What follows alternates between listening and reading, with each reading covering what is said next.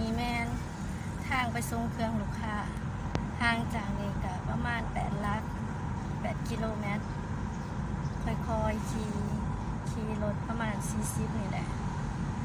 เนื่องจากว่าเครื่องข้างหลังมันหนัก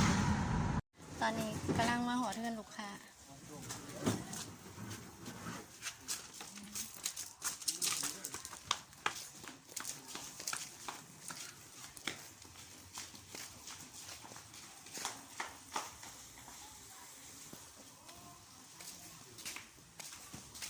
มาปลูกดอกไม้แล้วไอ้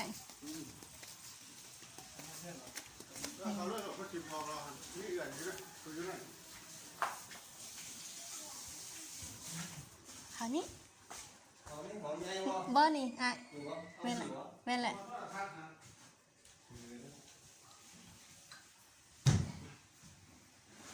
สวัสดี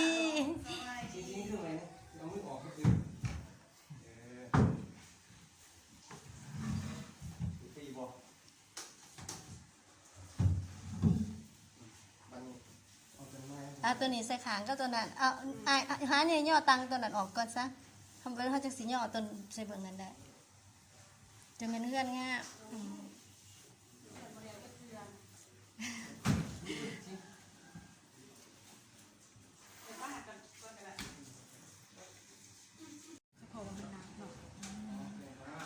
มันน้ำมันก็ดีอีกโอ้ยจะเป็นงามมัน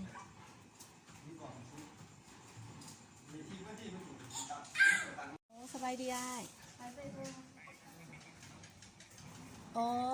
โดยไปเอาโหลดอายุเพื่อนหนองมาทรงตู่จังเลยหนองหอดไอไปโหลดไอไปเอาโหลดไปเลือกเอาโหลดไอ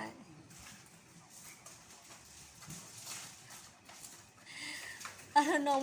งมุมีบริการทรงนะคะตัวนะคะมันใหญ่ไอต้องหาโหลดหุ่นได้เลยมันเครื่องมันหลายไอของไอเลยตั้งใส่กับพ่อได้ไอเอาหุ่นได้ไอเอาหุ่นได้ซิงไหนก็ซิงวันนึงเอาวีดวันนี้ซิดหน่อยเนาะกระบะอันสิได้อยู่แต่ว่าต้องได้เปิดประตูออกคันนี้ไอเปิดประตูออกโดย